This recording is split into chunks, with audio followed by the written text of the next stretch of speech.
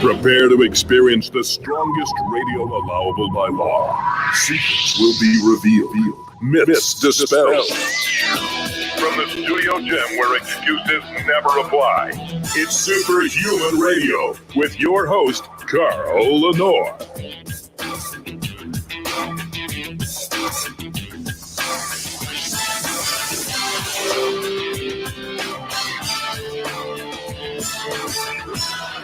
I'm not just calling all BluePrint Army. Fall in line. It's time for the Blue. I got to hire a producer. I remember when I was at Clear Channel, I had a producer. His name was Kevin O'Neill. He was the best. I didn't have to think about anything but doing the show, interviewing the guests. All right. Now you have to do it all. I'm getting ready to build a new studio in August. And I'm going to get a producer after that as well. Welcome back to Superhuman Radio. Today is Tuesday, the BluePrint Power Hour, as you can tell by the music that just jump-started itself. We will be joined by my co-host, Coach Rob Regish, in just a moment. I do have to say that we were honored yesterday to have Shannon and Ron Penna, the true founders of Quest Nutrition, on the show yesterday, talking about Shannon's cinnamon bun or cinnamon roll recipe that tastes better than anything you'd get at the mall, but has no sugar and no carbs. It's perfect for low carb or keto people. It'll be up on Superhuman Radio's website today. We got a little late posting the show. I was waiting for the macros because I know people want to know about macros, about what they're eating, at least in my audience. And with that goes the common thing that I say at the beginning of every show, but I can't emphasize it enough, and that is that Legendary Foods is our title sponsor. Shannon invented their nut butters. If you're a fan of their nut butters, you can thank her and her kitchen. If you go to eatlegendary.com right now and use the code SHR, you'll save 10% off everything there. Don't forget to snatch up some of the tasty pastries. They are basically a Pop-Tart with less than 1 gram of sugar. 3 to 4 impact carbs if you're a low carb person or keto person, and 9 grams of high quality, high leucine protein. They actually taste better than Pop-Tarts too, by the way. The pastry portion tastes better. You'll love them. Go there, show them some love. That's how you let them know that you heard about them on Superhuman Radio. And as a result, they continue to be our title sponsor. So help a brother out. Now I'll play his music. Rightfully so. Calling all BluePrint Army. Fall in line. It's time for the BluePrint Power Hour with Coach Rob Regish on the Superhuman Radio Network. How you doing, Rob? I'm doing great, man. How are you? I'm doing good. Very good. I've been training. I'm doing heavy carries in the morning and HIT cardio on my Air 9. I'm psyched out about that. And then after the show, I go to the gym. It's my new routine. I haven't trained late in the day in probably 12, 15 years. And it's interesting. I'm much stronger, I think, in the afternoon right now, because I'm eating, thanks to Bill Taco, who is an amazing nutritionist who trains some of the most appealing physiques I've seen in the IFBB. His granted me his wisdom, and he's working with me, and he's created a nutrition plan that I'm following now. And I've already got like 4 meals in me by the time I get to the gym. So I'm like, let's go, let's do this. I just right now at this point in my life, I just don't have the motivation to get up and get to the gym first thing in the morning. I'd rather go out in the sun or in the dampness today and do my farmer's walks and stuff like that. Did you sleep that night? The night, which night? The night that you trained late? Oh, yeah, I'm training now. No, well, late to me, Rob, late to me is 4 o'clock. Yeah, okay. I'm not training late in the evening. I would never do that because then I won't sleep. You're exactly right. But 4 o'clock, I'm getting in there and I'm doing a good, and for 45 minutes, I bust my ass. I really bust my ass. You know, it's funny. I don't have the amperage that I used to have. You know, I can't do heavy compound supersets like deadlifts with squats. But what I do, and I watch everybody around me, you know, I'm still moving a lot of weight. I have to build up the conditioning again now. That's the goal. conditioning's big. There's no question about it. So, but it sounds like you're going about it the smart way, gradually. Morning, guy. Let me see. Is this a question? A problem with my hips? Okay, so do me a favor. Whoever posted this, your Facebook account is not allowing your name to pass through. If you could please post your name, we'll get to this question shortly, so that we can attribute it to you. Thank you. Before I forget, quick mention of the BluePrint Bulletin Special. We are in the waning days. There's about a week left now of the best special we've ever offered. So I'm doing two things. One, I'm bringing the price down to $5, actually $4.99 for the first 3 months, and everyone gets full access to the library, which is approaching 100 issues. You can take advantage of that by going to CoachRobRegish.com and using the discount code SHR. And information is the most valuable thing in your pursuit for longevity, for greater strength, for conditioning. And a lot of people have tried the things that you're going to try, and maybe it didn't work. And they will explain why. If you learn, if you read, you can really waste a lot less time and get your goals faster. There's nothing like learning. Nothing like learning. And money, time and money, lots of it. Okay, so let's get right to the first question. That question, by the way, I'll put it back up, was asked by Ian Musgrove, a longtime listener of the show. We'll get to your question, Ian, I promise you. So the first one comes from Reed Jackson. He says, I don't have much time to train. Between 3 jobs, a family, and other interests, maybe 2 workouts a week, sometimes for an hour, more often just half an hour. What's the best way for me to train? Well, for most people, the best way to go about it is to go to bed an hour earlier, right, and get up an hour earlier. And Thank you. There's the extra hour, right, that you need every day to train. Now, you don't need to train every day, but those kind of sleep habits build champions. Having said that, there are some hard and fast recommendations for everyone that's interested in maximizing their time in the gym. Rule number 1, use big compound movements, right, instead of isolation. We all know the trap bar deadlift works a hell of a lot more muscle than tricep kickbacks. So for maximum bang for your buck, use big compound movements. Rule number 2, focus on overloading the muscle with a minimum number of sets. That might be, and like in my case these days, it's 1 or 2. Especially when it comes to my upper body. That may not seem optimal, but then again, almost everybody's going to benefit from focusing their efforts on those 1 to 2 sets. If you only did 1 set last time, right, and got 300 for 10 on deadlifts, and subsequent workouts, you got 305 or 310 for 10, you will accomplish what's necessary. You'll trigger an adaptive response. So focus your efforts, 1 or 2 hard sets, unless we're talking about jump sets, which I'll get into right now. Jump sets are where you pair let's say a pushing and a pulling movement, and supersetting both of them, then resting for a set amount of time, and then boom, boom, again, superset those 2 movements. If you're doing dips for your chest, you would do chins for your back. That is probably the best upper body superset than you could possibly do. The question becomes a couple of questions. One, how many of these supersets? I would tell you 3 or more, and make sure to pick a rest interval between them and stick to it. Once you have your benchmark, right, for the number of reps that you accomplished with XYZ weight, the real fun begins, because every subsequent workout, you need to focus on getting more reps while keeping everything else the same. Use the same amount of weight, the same rest intervals, everything the same. Just shoot for more reps.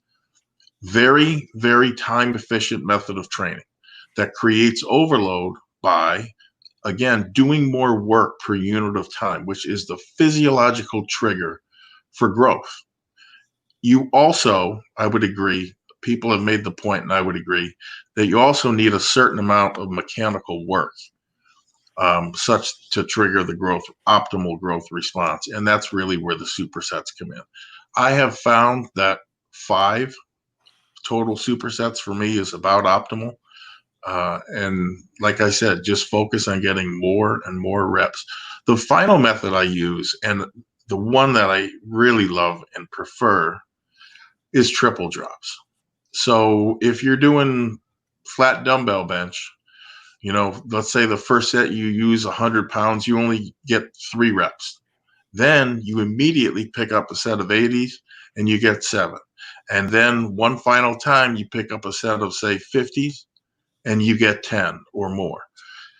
Really adventurous people can perform a final very heavy negative to fully exhaust the muscle of chemical energy. Although I will caution you and say you can't do that with any real regularity. You're already depleting the muscle of most of its chemical energy.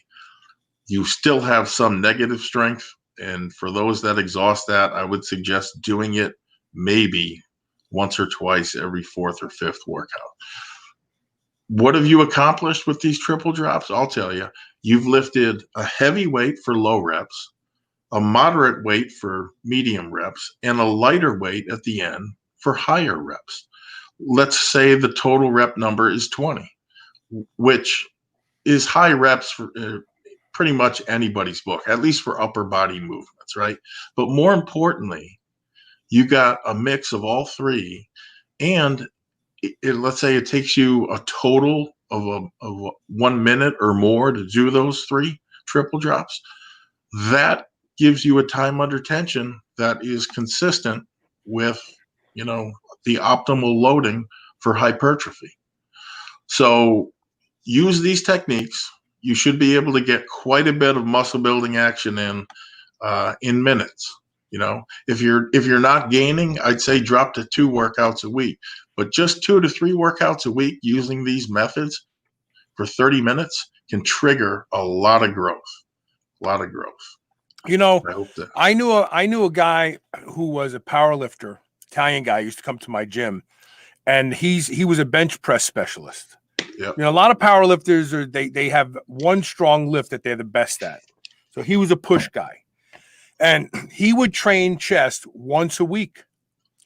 And he would only come into the gym for about an hour, maybe an hour and a half. But what he did in that hour to an hour and a half was not exhaustive. He trained the way Coach Wade trains. You focus on the heaviest movements with 1 or 2 reps, and that's it. So you're not gassing out in that hour and a half. And recovery is very easy in the next week.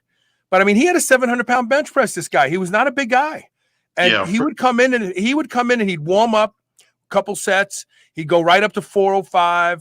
He'd just keep putting plates on. And the last 2 sets, they would be his top weight. And he'd do a single or a double with it, rack the bar, and he'd be gone. And he rested a long time in between sets because his goal wasn't to exhaust himself. His goal wasn't to build muscle mass. His goal was to create neuroadaptation and be stronger and stronger. And his muscles got bigger as well. You can't get strong without getting big. That's just a fact of life. Right. So yeah, no, you're absolutely right. Look, I want to go to a couple live questions real quick, and then we'll get back on script here of the questions that people sent in. And if you ever want to send questions in ahead of time, send them to onair@superhumanradio.net and we will integrate them. So we have a question from Ian Musgrove we're going to ask second, because Rigo Vargas asked this last week, and I promised that we would answer it this week. He said, which foods or supplements work best to reduce post-workout soreness? Last week you mentioned DOMS, and after I dove into it more, I realized I have had DOMS pretty much all my life. I'm always sore 24 to 48 hours after a workout. I find that very interesting, and because most people, once they've trained a particular movement long enough, they don't get DOMS anymore. What do you think? Well, I can sum up one answer, probably the best one, in 3 words: mass prosynthegen. If there's one thing it does well, you bounce back from workouts incredibly fast. And for all of the intensification techniques I used yesterday, I have almost no soreness, tightness, anything. Having said that, if you don't want to spring for Synthogen, then I would tell you essential amino acids prior to and during the workout in the amount of, in between 10 and 12 grams will work wonders insofar as alleviating soreness. I would stay away from ibuprofen, aspirin, all of those things, and see how your body reacts. I'm quite certain though that with Synthogen, it'll be minimal to nothing, and with essential amino acids, however sore you usually are, you'll see an improvement. I can't say how much, but you'll see an improvement. Dr. Scott Connolly came on this show 12 years ago and covered this topic. And he discussed 2 studies that showed that 200 milligrams of caffeine anhydrous post-workout completely eliminates DOMS. Now, wow. I don't know what the pathway of action is. I have some speculation, but I just know that caffeine, and I'm not a fan of caffeine. You know that. I mean, I have a love-hate relationship with it. But post-workout, 200 milligrams of caffeine seems to make anybody's DOMS go away. I don't know if you're a fan of caffeine, but you may want to experiment with that. This next question, I'm sorry, you were going to say something, Rob? No, I'm good. This next question comes from Ian Musgrove, longtime listener of the show. He says, "Good morning, guys. Having a problem with my hips after leg day, specifically squatting. They end up very tight, tender, and after a day or so will transfer pain into the lower back. Any thoughts on how to fix this? Is this a muscle imbalance, or am I missing something in my post-workout self-care? Thanks." I have to ask you a question, if you could please post it while Rob talks. When you say hip pain, are you feeling it on the outside of your glutes, or are you feeling it in your crotch? Please post your answer. Go ahead. So I can understand, and I've experienced this myself, and I can tell you what the problem was in my case. And I've also helped some other people with it. Usually, believe it or not, the lower back issues arise from tight hamstrings. Stretching your hamstrings and quads, but especially the hamstrings before and after training, is going to go a long way to alleviate that. Another thing that will do it are static ab crunches. So, you can do these by facing out from a pullover machine, grasping a handle behind your head, and while you're standing, crunch forward and hold that for at least 2 sets at the end of a workout. I have seen people's lower back issues anyway gone after doing that. If you have a reverse hyper, absolutely use it. And bridge. Bridging fixes so many issues with the back. It's hard to believe, but I still get emails and texts to this day from guys that came back and said, "Wow, thank you for telling me about bridging. It fixed it." So, okay, so the soreness he's having is on the outside. It's not his hips. Your hips are in your crotch. So I want to be very specific about this, because a lot of people say I have hip pain when they actually have gluteus minimus and gluteus maximus pain. The gluteus minimus is a sheath of muscle that is on the outside of the hip that goes all the way around to the back of the bottom of the butt, and it wraps around the gluteus maximus, which is that beautiful round globe of a muscle on your ass. And your hip, if you have true hip pain, you feel it in your groin. True hip pain is in the groin. So these are not your hips that are bothering you. In fact, they are the gluteus minimus muscles. And part of that complex is something called the piriformis that ties in underneath into the hamstring. What Rob is saying about the hamstring is very, very true. Also, look to the psoas. If you go on YouTube and you search for exercises to stretch the psoas, you kneel down. You have one foot is out in front of you like this. That's the stabilizer. The other one, the knee is on the ground, and you literally lurch backwards and you stretch that whole front group of muscles. Because what's happening here is I'm willing to bet you have a desk job. hip flex. Not everybody is, not everybody's susceptible to this, but some people are more susceptible than others. But if you have a desk job and you spend your time sitting most of the day, certain muscle groups shorten. As a result of that, you start to get pain in the outer part of the glutes because they're stretching. They're not used to this. It's like you sit, they're short. Now all of a sudden you want them to stretch, loaded, going down into the squat and then back out again. So stand more and look for ways to stretch the psoas muscle. And I predict that this will go away. That's my prediction. But it's not your hips. It's actually the gluteus minimus muscles that are bothering you. Okay, the next question was sent in by Don Owen. He said, I heard a show where you said Pepto Pro really wasn't worth it. Then I see where it's hydrolyzed casein. But I now see advertisements for hydrolyzed whey. That would be better, right? So he's saying that the hydrolyzation of whey is better than the hydrolyzation of casein. Does it even matter? Well, it's an interesting question. And the answer is yes and no. But to recap, the 411 on Pepto Pro, which is hydrolyzed casein, is that one, it tastes god awful, but more importantly, is outperformed by essential amino acids, in my opinion. Having said that, right, the new hydrolyzed wheys are really pouring it on insofar as, hey, this stuff is going to do it. And just a little sidebar here. If you're using a hydrolyzed, let me put it this way. If you're using a product that claims it uses hydrolyzed protein on the label, and if it's not bitter, then either one, there's not much of it in there, 5% or less, or two, they're lying.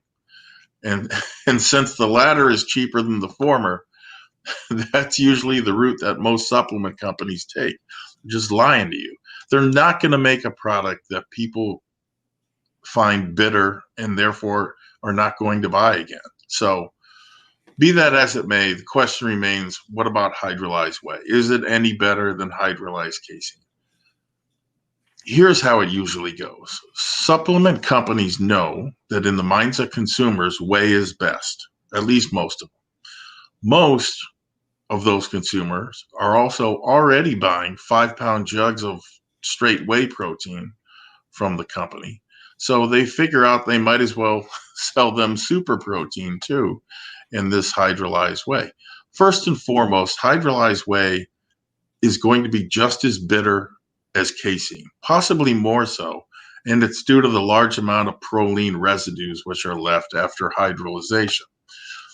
They will tell you that there is now a debittering process. And while that's true, yeah, it's called sugar. It's not much better. It's called sugar. Yeah, exactly. Okay, so the question is it better? Some studies show benefits. For example, subjects in one study regained their isometric strength faster when compared to a whey isolate. So the whey, hydrolyzed whey outperformed whey isolate in that respect. Other studies I've seen show faster rates of glycogen resynthesis. And not surprisingly, the stuff is insulinogenic, right? Insulin is important for muscle growth, but it's important to remember that it's permissive as opposed to directly anabolic, let's say. When looked at in total, hydrolyzed whey has many of the same benefits as hydrolyzed casein does, but it also suffers from all the drawbacks. What is that? It's fast. It's incredibly fast. And what that means is, for purposes of nitrogen retention and ultimate muscle growth, the speed at which the di and tripeptides enter the bloodstream is incredibly fast, but that is matched by an incredibly fast disappearance out of the bloodstream, and now you're net nitrogen, negative, so to speak. It might be accurate to say hydrolyzed whey is better than nothing. It would likewise be accurate to say it's better than whey isolate. They've compared those two head to head. But it would not be accurate to say hydrolyzed whey is any better than hydrolyzed casein. As a matter of fact, I could probably give you one or the other, and not label it, and you wouldn't be able to tell the difference. You just know it tastes awful. Not surprising, right? Given short chains of those peptide-bound amino acids are the same, whether you get them from whey, whether you get them from casein or some other protein source. Amino acids are amino acids, and peptides of those consisting of those amino acids are peptides. Here's the bottom line.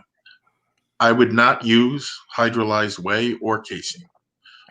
Instead, I would use the essential aminos intra-workout, and if you're adventurous, buy them individually and experiment with different ratios, because I'll tell you, you will find one where it obliterates delayed onset muscular soreness, or at least it, very, very strongly lowers it.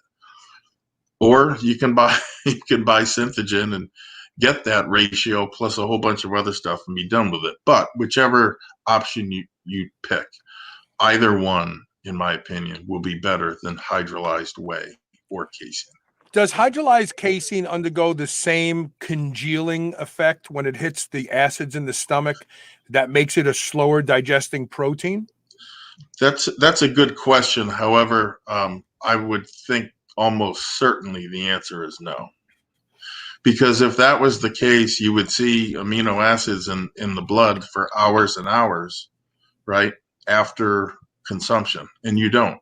You see a very fast rise in blood amino acid levels and then a very fast reduction, so to speak. So is hydrolyzation basically what we used to think of back in the day as pre-digested? In a way, I guess. Remember the big thing was pre-digested protein back, I don't know, 15, 20 years ago. It was like pre-digested protein. It's, it's better because it hits you faster and it's already undergone the digestive process to a certain degree. It's true there are proteins rather, which are easier to absorb than others, but it always gets back to this. Intact protein, whether it's whey or beef, right, is going to be slower and less efficiently absorbed than smaller chains of amino acids, as well as individual amino acids by themselves. That's the way I think about it. Okay. All right. We're going to take a quick commercial break. When we come back, we have more questions, and please feel free to ask your questions if you're watching live right now here on Facebook or on YouTube. And we will be right back with more of the BluePrint Power Hour. Stay tuned.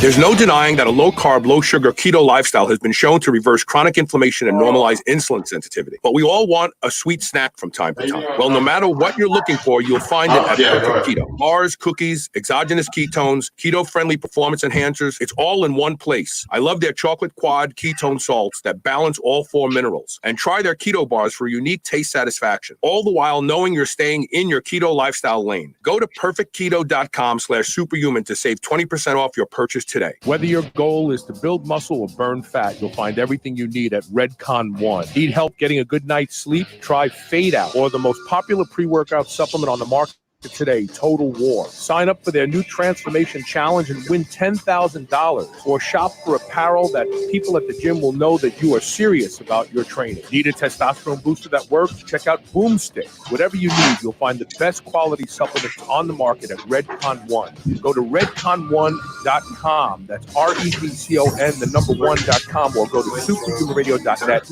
and click the Redcon One banner ads today. You've heard me talk about the chill pill on the show and how effective it is in helping people who suffer from social anxiety, or sometimes when you just want to take the edge off to a long, stressful day. Well, listen to this story from Dylan Goutreau. Definitely takes anxiety away, which I have a long history of having. Started out at 2 milligrams a day of Xanax. That was at 8 years old. And so I stopped using benzos 3 years ago. Extremely difficult. Yeah, so I spent about 3 years trying to find anything and everything I could that would be healthy for me to help with anxiety. Because I'm talking, full out panic attacks. The chill pill was the first thing that I found that actually, in the middle of a panic attack, I can take, and it definitely subsides. Go to drseeds.com. That's DRSEEDS.com. Use coupon code SHR and save 20% off your first bottle of the chill pill. Check it out. I promise this is one supplement that delivers.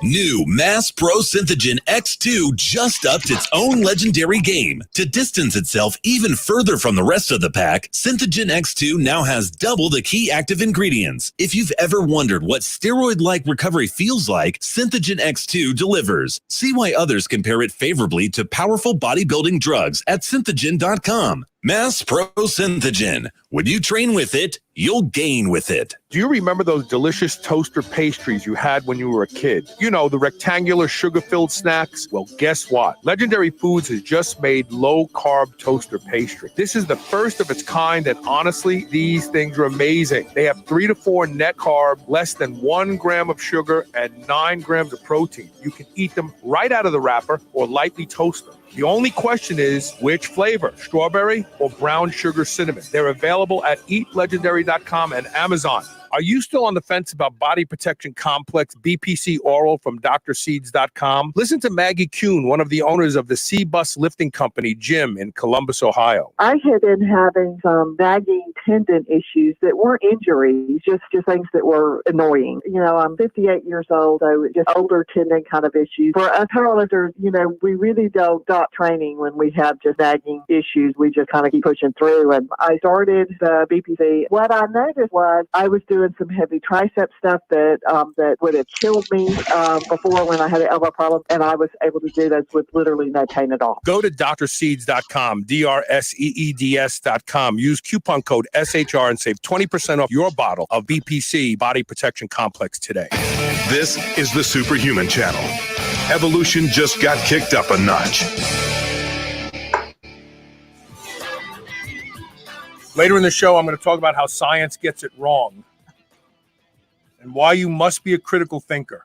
It's not enough just to look at studies and go, okay, this is the answer. A study was published just recently about the 10 things you can do to avoid getting Alzheimer's disease. They completely missed the mark. In fact, they said that exercise wasn't necessarily one of them. So it's just, and meanwhile, there's a guy in California curing Alzheimer's, Dr. Dale Bredesen. He's written a book about how to reverse Alzheimer's disease. He's reversed the Alzheimer's disease in literally tens of thousands of people now, both in studies and through his book. But exercise has nothing to do with it. Some people. I wish I had that for my grandmother when she was alive. Well, and when I get into it later, you'll see it's all stuff that they want to give you drugs for. Yeah. Because doctors don't know how to keep you healthy. They only know how to treat you when you're sick. Symptoms. Treat symptoms. So, sorry. So the next question comes from Jerry Byers. And this is a good one. He says, I'm a prepper or someone who prepares for the worst. While I don't expect to build muscle, if I have to bug out, I would like to keep it. Any tips on what's best to bring to eat? Yeah. So for all those who might be laughing and thinking this guy is paranoid, think again, because did you ever think COVID-19 would quarantine the whole world? Did you enjoy going to the supermarket only to find there was no toilet paper, hand sanitizer, or other stuff? So obviously the answer is no. And this is just my opinion, but you can bet there's going to be a COVID 2.0. And I don't know where it's going to come from or what, how bad it's going to be, but there will be another one, and it could be a lot worse. So things to have on hand. First things first, the first most important thing outside of shelter is water. It's not food, it's water. right? You can live 3 to 4 weeks without food, but only 3 days without water. So I would tell you, as a start, shoot to have 72 hours of water on hand. And then have a way to sterilize natural sources of water if you need to. Have that in your back pocket. Now, there are a number of ways to filter and purify water collected from streams and ponds, etc. The method most people know best is to boil it or heat it. So, and then there are filters and yada yada. That's another topic. So we get to food. I would suggest having a bare minimum, like the water, 3 days of emergency food on hand per family member. So, and if you look online, there are all kinds of quote unquote emergency food. There's something called SOS bars. I'm going to use this as an example of what not to get, because there are a lot of these things out there. It's a freeze dried, hermetically sealed block of 9 different food bars, 400 calories a piece. Yeah, and they're square, and it's a big square, and it's cut, it's scored. So you just break this hunk off. They're disgusting. I've actually tasted them. Well, I was going to say, they consist of the worst possible ingredients you could put in your body. Now, I know we're in a survival situation here, right? You're not going to be getting optimal amounts of stuff, but the point is, you need to have some food on hand, at least, to allow you time to procure other food. So this is a block that has 3,600 calories in it. That's 3,600 calories you're not going to have to work for. You're not going to have to fish. You're not going to have to hunt or trap, etc., etc. So what to get then, if not those? And I do not recommend those. Fat, in my opinion, is best, right? Because it's 9 calories per gram versus 4 for carbs and proteins. And make no mistake, it's calories that are really, really important in these survival situations. We have a new board sponsor. Their name again, Carl? Is Select Savory Snacks. I just did a show with them on Friday. They make traditional African cured meats. They're unbelievable. In fact, I have them for lunch today because I was in a hurry today. I had some meetings in the morning. I try to keep some boiled potatoes in the fridge for this reason. This morning, I rationed out my boiled potatoes. It's 100 grams each. It's about 17 grams of carbs. Each of these has 2 ounces of biltong in them. That's 36 grams of high-quality beef protein, some walnuts. I walked out with 4 meals today. It took me literally like 5 minutes to put them in plastic bags. Yeah, and look, protein is usually it doesn't carry well, right? Protein sources don't travel well, but this is one that does, and it's really, really good.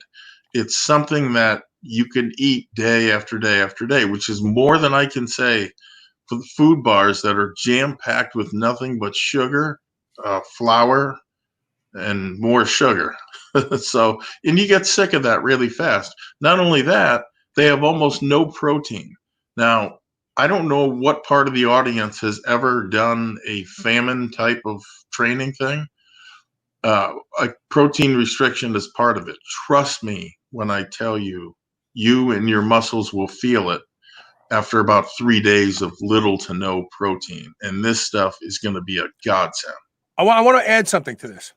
Yeah. So back in the 1600s, when the navies of different empires were starting to really become an important force to go out and find new land, new country, conquer nations, the problem was getting on a ship and spending months, maybe even a year at a time on a ship. And we all heard the stories about our Navy getting scurvy because what did they do? They tried to bring canned vegetables that had lead in it The lead leached in. They all got sick and died. I mean, the Chinese discovered, let's bring cattle on board. Let's raise the cattle. Let's drink the milk. Let's slaughter the cattle. Let's feed the men. They were able to stay at sea indefinitely because they literally had they literally had animal husbandry on the ship. And what they discovered was eating beef for every meal, every day, for years, you don't get sick.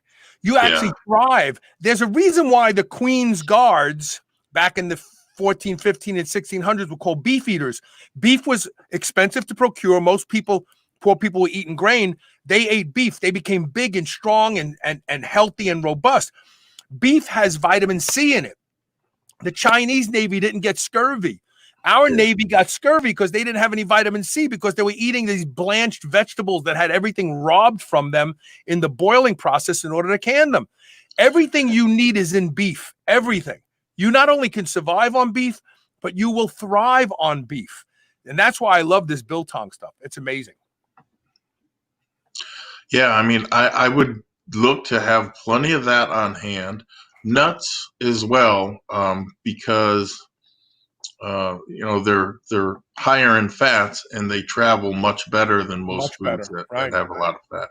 Right. So you got to remember though, all of these things, the pounds add up fast, right? If you're got a backpack and you're bugging out, the amount of stuff that you have on your back works against you and it gets back to calories. So follow me here. The heavier your backpack, the more calories / energy you're going to need to lug it around and put distance between you and whoever or whatever, is concerning you. On the plus side, as you eat that food, obviously you're going to shed weight from the pack. But man, that jerky is going to look like an ice cream sundae after you've become truly starving, let's say. So, and to your point about weight, biltong, they take 3 pounds of beef to make 1 pound of biltong. It's not done like jerky. They literally hang it in trees and let it air dry in the arid deserts. And so it takes up to 2 weeks for this meat to be cured. It's still soft. It's not like beef jerky. It's not like a shingle. You gotta, it's still soft and tender. You can chew it, and it usually has some fat in it, so it's got a little greasiness to it, a little savoriness to it. But it weighs 1/3 of what it would have weighed had you packed steaks and had to cook them. And that's exactly what you need in these types of situations. So I can't wait to get my trial pack, sample pack. I just ordered it, but I would use that. I would use nuts. As for the emergency food that's out there, I'll be honest, I wouldn't buy it right now. Why? Because of price gouging. It's horribly overpriced. What these things were going for before COVID was about, a fourth of what they sell now, if you can get it. So look, here's the bottom line. This is not paranoia, in my opinion. It's preparation. And there is a difference, right? Whether it's another 9/11, COVID-20, a natural disaster, or all, God forbid, all the above, you need to have a plan. And particularly, right, if you're the man of the house, because your family's going to be depending upon you to protect them. And I want you to think about this. If, God forbid, the food supply ever gets interrupted, it's not going to matter how much money you've got. There's not going to be any food to buy. And when those little eyes look up at you and say, what's the plan now, Dad? You need to have one. That's just my opinion. Another place to get those meal bars where you may actually pay less is they sell them in stores that cater to boaters. So when you have a boat of a certain size that has a certain capacity, you're required to have emergency rations on board. Yeah. And that's where these things came from. That big silver foil block with the four scores in it that break up into cubes, that each one, which is 3,600 calories per. If you look to the companies that make stuff for boats, you may actually not get robbed as bad if you go, as opposed to going to some company that's like, we'll help you survive the apocalypse. They're charging a lot more for it because you're a different kind of customer to them. So that's just a little tip. Yeah. So Art Barr says, why do I still see ephedra listed as being in some products? I thought it was banned. Well, if you study the law, the FDA didn't word for word ban ephedrine. They banned ephedrine alkaloids, which are used either as a synthetic in the asthma medications or naturally occurring ephedra in all dietary supplements. So you cannot use ephedrine or ephedra in a dietary supplement and sell it as, let's say, a fat burner, the way it used to be sold. So in other words, they banned all the fun stuff, everything that makes ephedrine work and gives it the punch that people are familiar with. Now, unscrupulous supplement companies like High Tech still include the rest of the plant in their, fat burners, and they deceptively advertise it on the label in big bold letters with ephedra to try and fool consumers. Despite what they're going to tell you, none of the other constituents of the plant has ever been shown to do jack squat. Nothing. It's like taking lemons out of lemonade and then selling roadside lemonade to your people or anyone. It's awful. But it's common, especially with that company. Anyway, ephedrine alkaloids were banned in 2004. So they've been banned for a long time now. How did they do it? They drummed up a very few number of cases where people took ephedrine and then suffered some adverse effect after not drinking any water, exercising in extreme heat, wrapped in sweatshirts and thermal blankets and garbage bags to accelerate fat or water loss. They took those examples and they really highlighted them. The next thing they did was they commissioned their puppet, the Rand Corporation, to do a study showing that ephedrine was dangerous, a killer even. And incredibly, they included a case report, a death of someone who took ephedrine sometime during that day. And later in the day, the car ran into a tree, and unfortunately, this person was decapitated. Yes, they attributed that death to ephedrine. Don't take my word for it. Go and check. I'm not making this up. That is the level of stupid that the government reached in order to ban it. So in the bulletin I wrote long ago about where to find real ephedrine, 30 milligrams, nothing else, no guafenicin, no other additives or fillers, and you can still get it. But I would tell you to run. Don't walk away from any company telling you, supplement company telling you they have ephedrine or ephedra, more likely the ephedra, in their fat burner. I wish that wasn't the case, but that is the truth. So.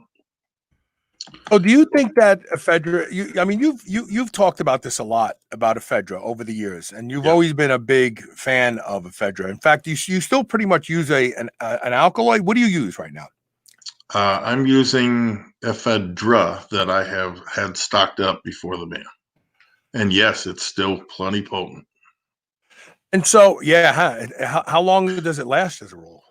I don't know, but I bought this stuff almost 20 years ago because I saw the ban coming and I was concerned. I bought kilos of it. So I alternate between this and the 30 milligram product that I mentioned in the bulletin. This stuff, though, you're not going to find anywhere. You can't get it into the country. It's just very difficult. Ceta cordifolia is another plant that has ephedrine alkaloids. If there's one out there that slips through, I'm not aware of it. you might want to look for it though. I don't know if they're looking for acetocordifolia. They might just be looking for mahuang or ephedra. So here's an interesting question. It kind of took me by surprise, believe it or not. Tony Massaro says, I used to carry 180 pounds of muscle. I'm down to 140, and it isn't a healthy looking 140. I sort of expected this from giving up lifting, although I continue to eat the same. Why is that? Well, it's interesting to me that as a society, we always focus on the unhealthy aspects of being overweight, right? The whole world seemingly is looking to lose weight. The truth is, being underweight carries many health-related negatives of its own. So let's talk about it. The missing element here, and I really wish he would have included, the missing element is time, because much depends on how fast and how quickly he went from 180 to 140. If he lost 30 or 40 pounds over the course of a year or several years, that's one thing. It is quite another to lose that amount of weight, and most of it muscle, in weeks, right? Or God forbid, days. Regardless, the first thing that I would do is get to a doctor. Why are we going to a doctor? We don't like doctors. I don't either. But the doctor will be able to help you rule out any underlying disease, such as, the typical wasting diseases, HIV, cancers, etc., which chew up muscle, lean body mass quickly. Second, I would think back as to what I was doing or not, as may be the case, during the time I lost all this weight. Did you have any symptoms of gastrointestinal distress? Were you perhaps under extreme stress at work? That can do it too. Did you go through a divorce? Plenty of people have. Or were you otherwise under stress and not sleeping well for long periods of time? There are lots and lots of possibilities why someone loses weight. And they range from they planned to they didn't plan to. And this sounds, unfortunately, like the latter situation. So I would work with the doctor to rule out any underlying cause, including, by the way, tapeworm. That happened in someone that I know. It's not pleasant to think about, but they can sure cause wasting. The next thing I would do is to resume training. Actually, I'd probably resume training before I went to see a doctor, because if you think about it, it's not going to hurt you. It can only help you. You can do that either with body weight or with weight. So to clarify here, when I say resume training, I mean resume resistance training. I would not touch cardio at this point, unless you're 2 feet tall. 140 pounds isn't much. I don't want to risk it losing more on the treadmill. So hopefully you have trained before extensively. And as such, people that train are very, very in tune with their body, right? They know how it functions, whether it's functioning at 100% or not. You're going to be able to tell. It's a good benchmark. You're going to be able to tell fairly quickly if you are someone that has trained before. And it sounds like he did. For whatever reason, he gave it up. I would also increase protein intake, although perhaps not necessarily calories yet, until, right, you rule things out and there's no underlying disease. Why? Certain cancers are fueled by sugars, right? I don't know if all of them are, but I know some of them are. I would minimize that as much as possible. And that's just something that you would want to do anyway. So, do it. If it is cancer, going on a ketogenic diet has shown many benefits. I don't know if it's in every case, but in many cases, a ketogenic diet seems to be a step in the right direction at a minimum. Whatever it is, understand that there's hope, because I have a bad feeling about this one. There is hope that you can regain your muscle, and there is hope that you can fight off, if God forbid it's cancer or HIV, and otherwise get your life back. But I want you to consider one thing. And this is a good reason never to stop training. Going into this, how strong you are going into this will determine how strong you are coming out of it, or if you come out of it. It's a lot like people going into the hospital. You give me someone who's in great shape that's going to have a major surgery, they're going to recover a lot faster than someone who isn't, right? Period. End of story. Anyway, that's it, Tony. Don't you think he would have said something like, you can't have cancer and lose 40 pounds without having other symptoms? That's a really good question. I don't know. I considered that, but believe it or not, my wife, her grandma has had cancer for years and years and seems to be getting around just fine. Now, she has a colostomy bag and so forth, but if you were to see her and listen to her and watch her ambulate and so forth, she's in her, she's 91, 92. Right. You'd never know she had cancer. Maybe she would, but I didn't, I got a feeling that he would have probably given us a little bit more information. You can't, again, I understand the grandmother routine. I mean, that makes sense. She's older, but I don't think you can lose 40 pounds of muscle and have cancer without having some other horrid side effects. People with cancer usually go to the doctor because they feel horrible. They're not only just losing weight, but they feel horrible. They have no energy. They could be anemic. There's other things at work here. I do believe that if you just abandon training and you don't have that stimuli to create protein synthesis, eating protein or even taking a gram of test a week isn't going to add muscle to you unless you're doing something to help build that muscle. But it is good. I think you're right. He should go to the doctor and rule out anything that could contribute, because 40 pounds is a lot of weight. That's basically, looking at his original weight of, that's like a quarter of his weight. That's 25% of his body weight just gone. Yeah. And the more I think of it, the stronger I feel that he needs to resume training, because to your point, most people are in homeostasis, right? They don't go up or down because there's X amount of anabolic activity and Y amount of catabolic, and it seems to balance out. Someone like this who's on the edge, training that stimulus for a protein synthesis could make all the difference. So I don't see how resuming training hurts. I really don't. It's funny you say that. A guy reached out to me a few days ago who has colon cancer. Yeah. And so I gave him some ideas of some things that he could do. And I said to him, have you undergone chemotherapy? He said, no, not yet. I said, can you do cardio? He said, no. And then I messaged him back and said, is it because your doctor's restricting you or you don't have the energy? It's like, if you're sick, you will always fare better if you stay active, whether it's cardio and lifting, whatever it is that you can do. Like, you need to do that, because that is going to help you be resilient against this disease. Just sitting down and going, I've got cancer, that's going to just help the cancer win. Yeah. I haven't heard back from him yet to understand why he can't do cardio. If his doctor's telling him he can't do cardio, I think his doctor's wrong.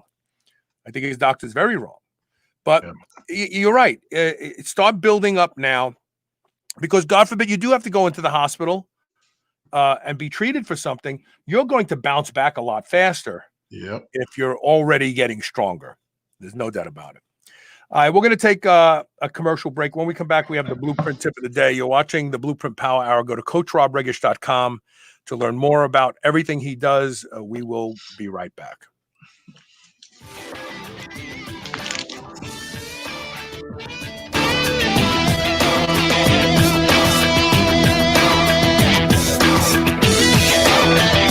Chronic stress leaves us tired, distracted, and physically vulnerable. Apollo Neuro is here to help you take control. Apollo Neuro is a new wearable that trains your nervous system to be more resilient to stress. Apollo's gentle vibrations use your sense of touch to help you recover from stress, going from fight or flight to rest and digest so you can relax, get to sleep, focus, and stay healthy. Developed by physicians and neuroscientists, Apollo Neuro has been tested in multiple clinical trials and is proven to improve heart rate variability, the key biometric of stress. Special offer for friends of Superhuman Radio. Try Apollo Neuro today and get 15% off your purchase at apolloneuro.com/superhuman. That's APOLLONEURO.com/superhuman. Everybody wants to feel better, be healthier, and happier. If you don't sweat profusely on a regular basis, you won't feel as good as you could. Studies have shown the power of infrared sauna. Infrared penetrates 1 to 2 inches into the body. It helps those with back pain, fibromyalgia, arthritis, depression, and anxiety. Patients get relief from infrared sauna. The Good Health Sauna has been shown to be an exercise mimetic, conveying many of the same benefits as cardio. There are a lot of reasons people buy a Good Health Sauna, but the bottom line is you will be a much happier, healthier person by using the Good Health Sauna every day. You'll crave it, you'll love it, and it will be the best purchase you have ever made. Good Health Saunas provide commercial-grade saunas for in-home and commercial use, backed by the best lifetime warranty in the industry. Unmatched customer service and the best financing makes owning one easy and will fit any budget. Go to goodhealthsauna.com/superhumanradio to learn more and save 25% off. Unlock your potential with the best cognitive enhancement and anti-aging supplements on the market. PureNootropics.net goes the extra mile for the highest quality ingredients, third-party tested to make sure you only receive the best your money can buy.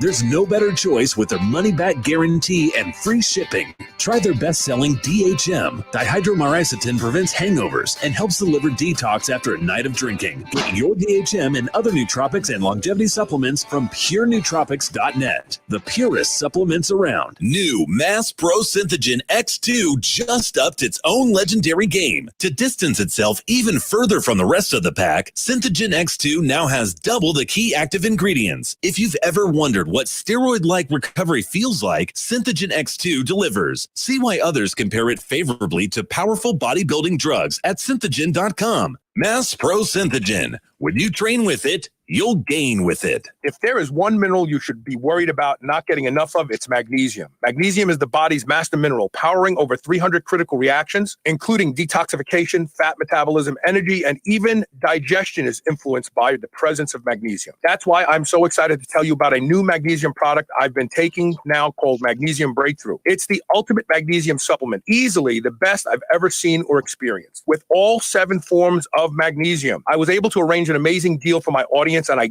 guarantee it's the best deal available on this product. Seriously, with volume discounts combined with our custom 10% coupon code SHR10, you can save up to 40% off select packages of Magnesium Breakthrough. And I promise that this deal is only available on this specific website, magbreakthrough.com/SHR. You won't find that deal on Amazon or even on the company's own website. Go to magbreakthrough.com/SHR and use code SHR10 to save up to 40% off select packages of Magnesium Breakthrough. There's no denying that a low-carb, low-sugar keto lifestyle has been shown to reverse chronic inflammation and normalize insulin sensitivity. But we all want a sweet snack from time to time. Well, no matter what you're looking for, you'll find it at Perfect Keto. Bars, cookies, exogenous ketones, keto-friendly performance enhancers, it's all in one place. I love their chocolate quad ketone salts that balance all 4 minerals. And try their keto bars for unique taste satisfaction, all the while knowing you're staying in your keto lifestyle lane. Go to perfectketo.com/superhuman to save 20% off your purchase today. Spit that out right now. This is the Superhuman Channel. Welcome back. We have the guys from Piedmontese Beef waiting in the green room. They'll be coming on after this next commercial break to talk about, they have the most amazing chicken in the world. Elisa is like only a chicken person. She doesn't really eat beef. She eats some bison. Yep. She loves chicken. And she says that these guys have the best chicken she's ever had in her life, and you don't have to put anything on it to make it taste good. We're going to talk about that. We're going to talk about how to prepare beef the best when you're using Piedmontese beef in just a moment. But first, we have the BluePrint tip of the day. What is the BluePrint tip of the day, Coach Rob? The tip of the day is it pays to be prepared. So that question that guy asked about, the prepper and how does he keep his muscle, that really got my mind going. And so, right, I spoke to the necessity of being prepared for whatever life throws at you. And while preppers are often mocked online and elsewhere, they're going to look like absolute geniuses when the shinola hits the fan again. Right? I mean, you think anybody in this audience knows what shinola is? It used to be shoe shine polish when we were kids. It was brown if you had brown shoes, and it used to look like poop in a can. And hence, hence when we were kids, if somebody wanted to tell you were stupid, they'd say, "Oh, you don't know S from shinola." Rob, we're old. You gotta let the young guys in on this stuff. You know?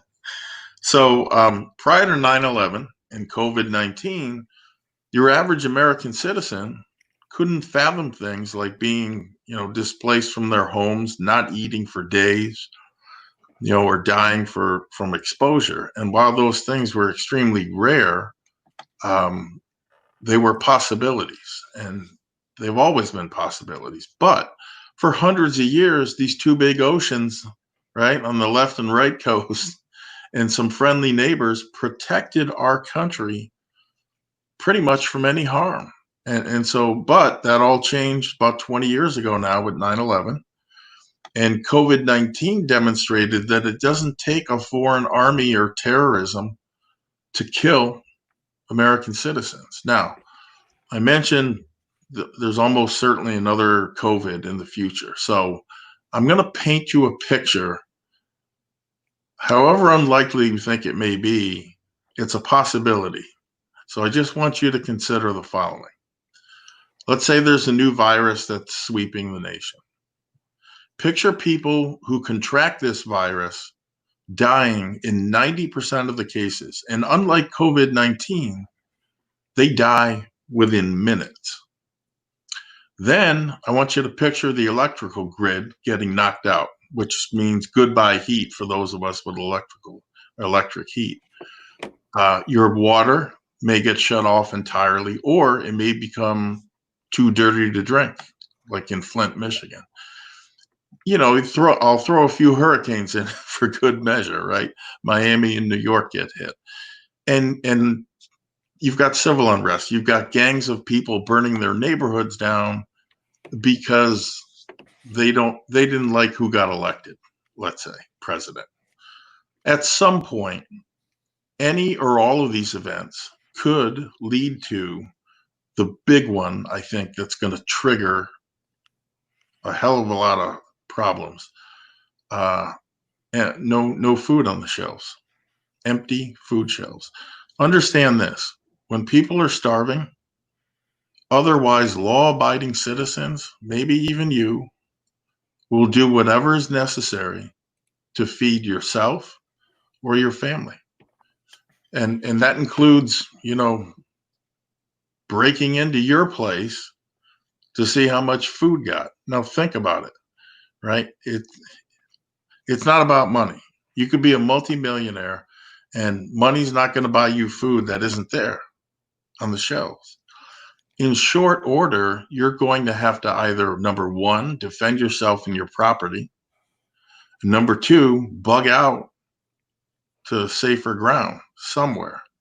Or it might be an evacuation order causing you to leave. Or as with tornadoes, your house becomes a swirling mess of, 2x4s, nails, and broken glass. What would you do? Where would you go? How would you stay warm and not freeze to death? Most people never ask themselves these questions for one or two reasons. First, it's never going to happen to them. And secondly, it's not a pleasant thing to think about, right? It will not be long if people are starving. It won't be long before there are physical confrontations, especially if you have food, or they even think you have food, water, gas, or whatever else is in short supply. You will absolutely need to be physically robust, make all of the right moves, be thinking clearly, and preferably be armed. Because if all you have is your bare hands, then your possessions and food won't last very long. Bullets don't care how much you bench press. It's just how it is. So look, I'm not proposing you go bonkers and stock up for some zombie apocalypse, but I am saying a little preparation now might save your life later, right? What's a little preparation? In my mind, that's a 3-day supply, like I said, of water, food, shelter, the ability to make a fire. If your heat goes out up here in the Northeast, man, during a blizzard, you're a goner. So know how to make a fire and have first aid, at least a basic first aid kit on hand, because you don't know if the hospitals are going to be overrun with COVID-20 patients, right? Or there's just not room for you, or emergency personnel can't get to you, or. My take on all this is as follows, okay? We will hopefully not reach a point where society breaks down. The rule of law goes out the window and starvation starts to set in, because that's when it's going to get ugly. 3 days isn't very long, true, but it may be long enough, for example, to get you through until fire or police reach you. More than a few people have died from hypothermia, especially up here in the Northeast. Well, they've been traveling. Why? They're stranded in their cars during these blizzards, or your car just breaks down right on the side of the road. AAA is a great service, and I got them. But think about they're not going to be working. Yeah, they're going to be tending to more people than just you, right? You're going to be waiting a long time. So I would tell you this: if you do just one thing after listening to this, if you're in the climate that dictates it, put a thermal sleeping bag in your car. They are very reasonably priced. They can fit in the palm of your hand, and they reflect 90% of your body heat. Put one in your vehicle, as well as every car that's driven by someone in your family. Okay? Because having plan B in life is important. Having plan B in that situation that I just explained to you, that's the difference between life and death. Be prepared and stay prepared, because it's either going to save your life or someone you love. And that's it. The website is not necessarily a physical culture tip, but well, staying alive is part of physical culture. Yeah, I would agree. The website is coachrodregish.com. If you use the code SHR, you'll get the BluePrint bulletin for what, $4.99 a month? Yep, for 3 months. Just an amazing bargain. So check it out. Coach, thanks for being here today. Thank you. And we'll talk to you soon. We're going to take one quick commercial break. When we come back, we're going to be joined by the guys from Piedmontese Beef, simply the best beef in the world, bar none. And we're going to talk about the best ways to prepare beef and some other tips on how to get the most out of your Piedmontese beef. Remember, Piedmontese cows are the ones that are myostatin null, the big bodybuilder cows like us. Stay tuned. We'll be right back.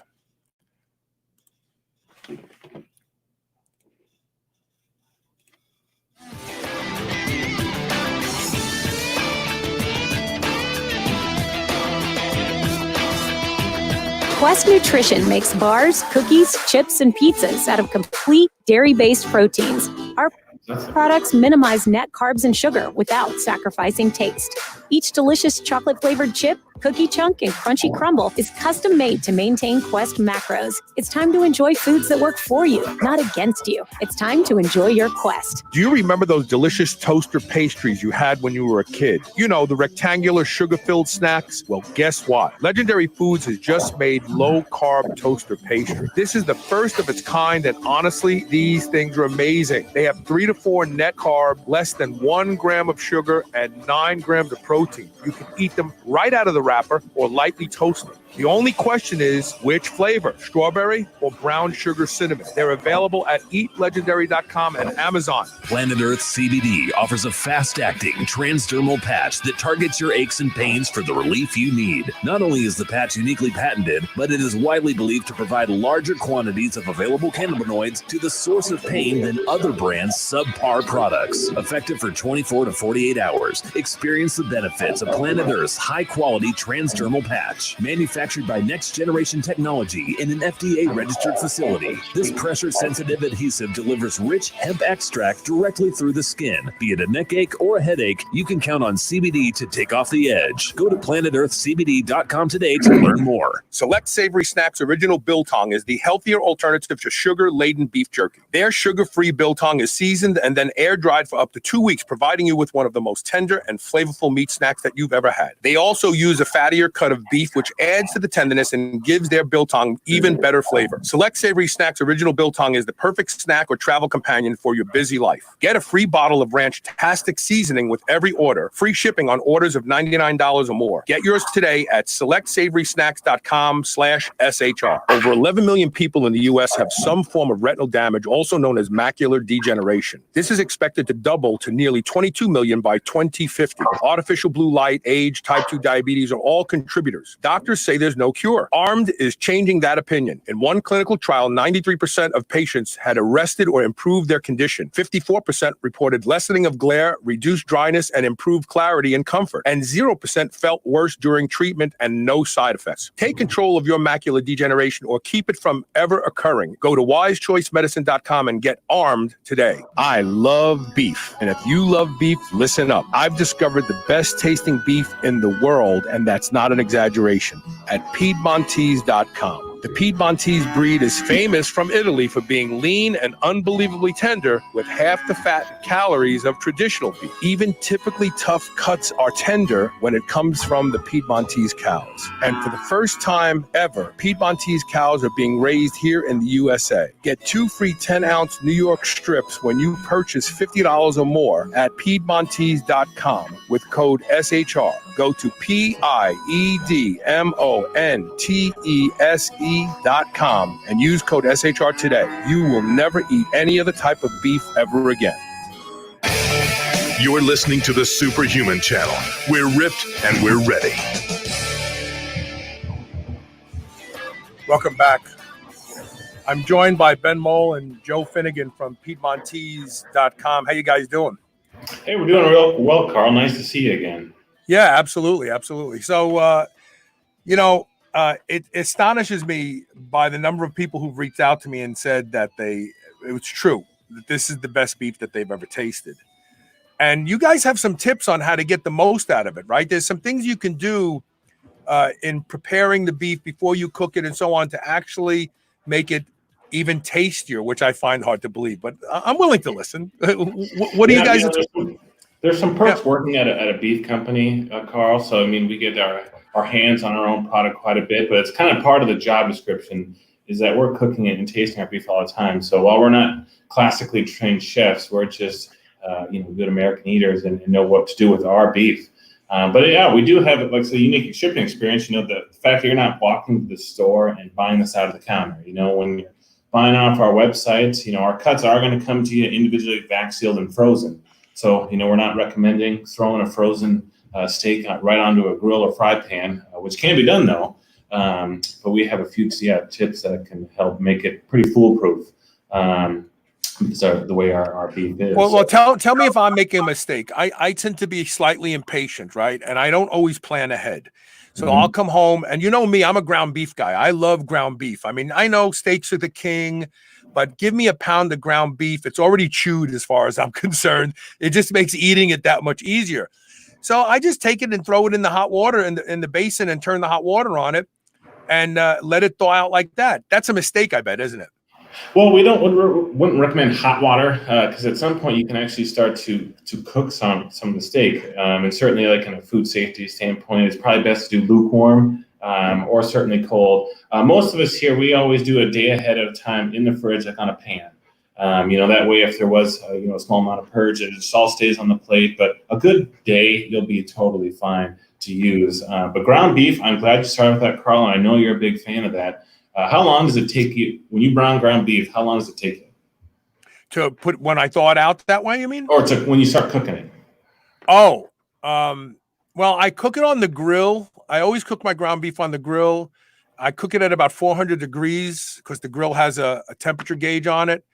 And I tend to leave it pretty red in the middle. So just to qualify that, I think it probably takes me real time, 15 minutes to maybe 17 minutes to cook it until it's ready to eat. Yeah, that's pretty good. I think a lot of consumers, especially if they're browning ground beef, make a big mistake. Is that after they put it in the pan, the pan should be pretty hot, about a medium-high heat. But when they see the color gone, they're always like, oh, it's done. Time to throw in my taco seasoning or put it in that pasta sauce, or if they're just eating it straight up. Once the color's gone, the beef's done. But it is far from over at that point. And so from here, there's still there could be some fat in the pan. So typically some people then would drain that off. Well, that's a big mistake. Right. Really what happens right after the color is gone, so now you're looking more of a gray beef. But what happens is that fat starts to actually pull back into the beef. And then when it starts hitting the pan, it starts to fry in its own juices. So when you reach that 8 to 9 minute mark of browning ground beef, let it go another 8 minutes. And while you're continuing to stir and break it up, it really starts to fry in its own fat. And really when it's done, you should have no grease to even drain off.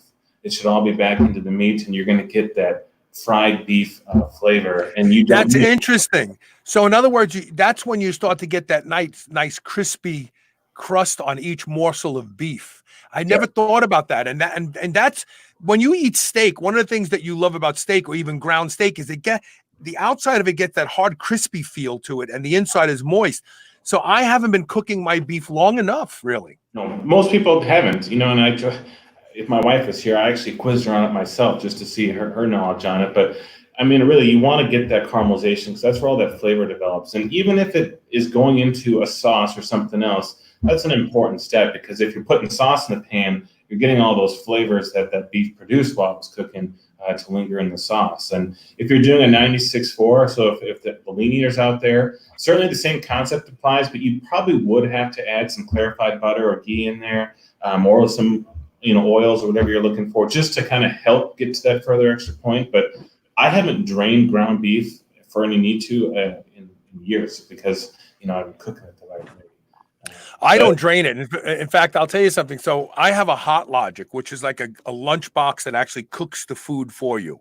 It's a slow cooker. So I'll come into the studio. I'll put a pound of thawed ground beef in it. I'll put some vegetables next to it, cap it up, put it and plug it in when I get here. By the time the show's over, 2:30-ish, 3 o'clock, I open it up, I eat the beef, and then I drink the juice. It's all the, it's all the, what do I want to say? It's not blood. We talked about this before. Myoglobin. The myoglobin, it gets congealed, and it's so delicious. And then the fat and the juices from whatever vegetable I happen to cook, I drink that. I feel like it's beef soup to me. It's delicious. Yep, there's certainly, it's all healthy stuff to be putting down. So we get a lot of folks that do the same. But yeah, it's just one thing with ground beef. It's very versatile. People truly know how to cook it. And Joe's a big supporter on, obviously, with our leaner steaks and how quick they can actually be cooking as well. If you want to go through your— What about steak? What about steak, Joe? So what about let's say a filet mignon? How should you cook a filet? So the fillets, we actually, because we baseball cut them, so they're a little bit thicker. So Ben and I both really like the reverse sear method. Otherwise, if you have a sous vide circulator, that seems to do the trick as well, just for that perfect level of doneness. But yeah, the reverse sear is basically, you're putting it in the oven to cook, and then you're finishing it with a sear, hot and fat, just to get a really nice, crust on that steak for you. So if you're going to do a reverse sear, say what's the average weight of a fillet? So 6 or 8 ounces typically what you would want to reverse sear on. When you're doing like a 4-ounce portion, I mean, it's probably small enough where you might as well just do that all in the pan. But if we're talking like an 8-ounce filet mignon, if you're going to go in the oven at 250, for let's say 20, 25 minutes. I mean, depending on how you like your steak. But so if you bring that up to like 125 internal steak temp, you're probably going to get another 5 to 7 degrees in the cast iron pan or fry pan or grill. But that way you're just ensuring that middle is right where you want it without overdoing the outside. We get a lot of folks that say, I don't like steak, well, probably because they just don't know how to cook it. So those folks trying to cook an 8-ounce filet, barrel cut filet, all in a cast iron pan, like you're likely going to toast the outside, the middle's going to be raw, or vice versa. But if you do it right, that's foolproof. As Joe mentioned, the sous vide circulator is like cheating. Joe got me onto one, and like you just set it in there, it puts it to an exact temperature, and then all you have to do is kiss it on the grill, and it's foolproof. And it allows you extra opportunity to, you can, because with those fillets, some of them take actually 2 hours to cook, because you're just bringing that meat to the temperature of the water that's circulating in the pot. So it gives you, 1 hour and a half, 2 hours to, go outside and cut the grass or go get a workout in, et cetera, et cetera. And you're not, at liberty to burn your meal. So, well, and also there's a body of evidence in science now showing that slow cooked meat is just better. It's just better all the way around. It's better for you and so on. What about butter? Ruth Chris made it very, very popular to slather a finished steak in butter. Do you think that that's a cover-up? You think that's a mistake? What do you think? So I'm actually a big fan of compound butters too. Depending on if you're trying to add the butter for flavor. So if you're doing goat cheese or garlic butter or an herb butter, you're just adding that butter for the flavor. Like with our beef, you're not necessarily needing to add it for a tenderness feel. But what's nice is that you're adding a little bit of fat to give you kind of that mouth feel. So like obviously our steaks are leaner. They're going to cook quicker than traditional steaks because of that fat content. So a little drizzle of olive oil or a little butter, will just help you give you that fat taste if you're wanting it. But otherwise, like to me, salt. That's really all it really needs to produce the best steak you're going to put on your plate. And also notice how he didn't say butter; he said compound butter. So you're mixing, green herbs, blue cheese, honey, etc. So it's not just a stick of butter. Take a tablespoon and put it on the top. It's actually flavor infused butter that's going to basically melt atop a warm steak, just to infuse those flavors from the butter. So I know that you have ultra lean beef. You have beef that is 96.4, I want to say. Is that what it is, right? It's like eating steak, that beef, by the way, the ground beef. Do you have a higher fat content beef for people who do want the fat? Yeah, so we do have an 85-15 blend from our core program. Our grass finished ground beef actually is more of an 80-20. So there is higher fat options with it there. But so it kind of depends on what you like. And then if the consumers can always play around by draining off the fat in the pan if they want to cut out some of the fat, or leave it in, let it absorb back into the beef to make sure you're getting all that 85-15. But as our production facilities here continue to grow, we'll offer more custom blends and maybe even get down to a 75-25 or a 90-10. We want to we'll have brisket blends or chuck blends, so we can really offer our customers kind of a variety to get exactly what they want. But our at the end of the day, it's still going to be a great ground beef. Being that we're just using all good muscle cuts for it, and flavor and consistency is our priority with that. So none of the growth stuff. Right.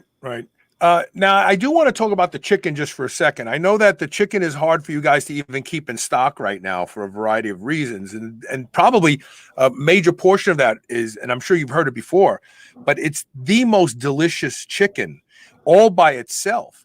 Is it because of what they feed the chickens that it tastes so good? I would say it's a combination. So interesting fact, we actually used to own Smart Chicken.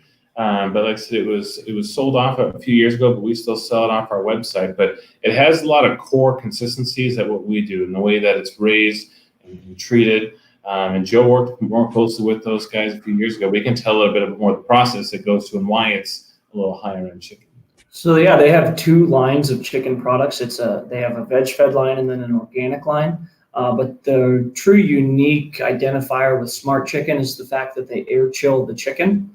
Rather than package them in the trays and then induce them with moisture. to act as either a preserving agent as well as kind of a freshness saver of sorts. So they actually run them through an air chiller, and then they go into the trays without any moisture. But the really unique thing about them is that they actually fabricate all the birds by hand. So they don't have any deboning machines or anything like that. Wow.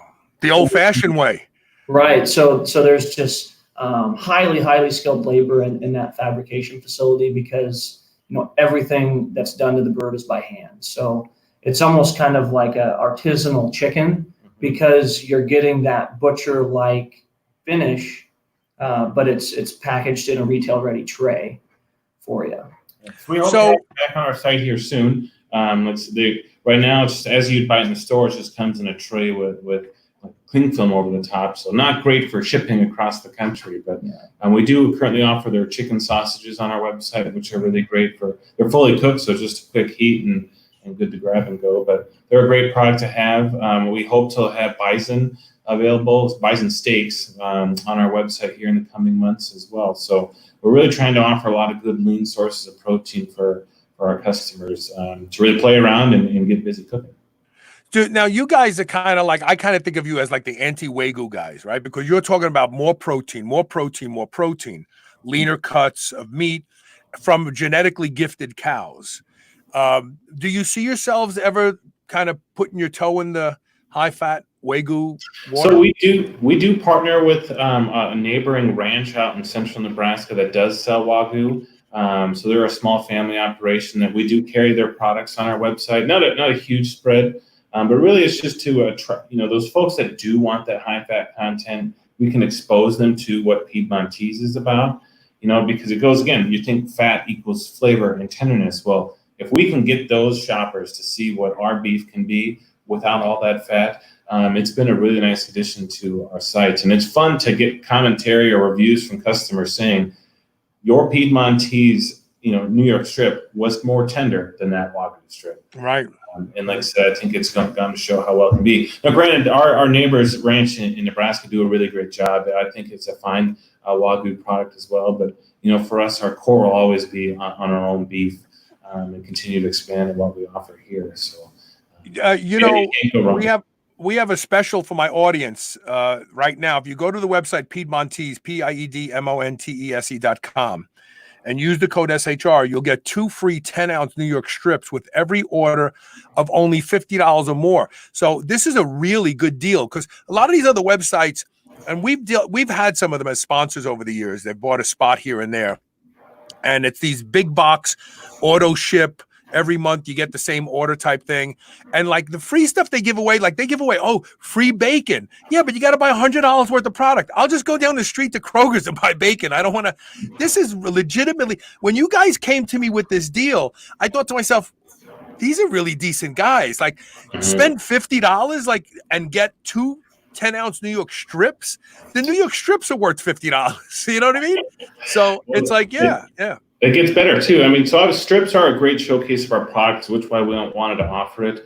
They're leaner, but they cook so nicely, evenly, so flavorful, so tender. It's such a good showcase of our beef. But we do have free shipping over $100 too. So if any guys that hit that mark, the 2 free steaks are a cherry on top. But actually, this weekend, Saturday and Sunday, our entire website will be 25% off on both our Piedmontese and Wagyu. So anybody who wants to go and sample a lot of products, they'll get a 25% discount on the whole work. So no code needed.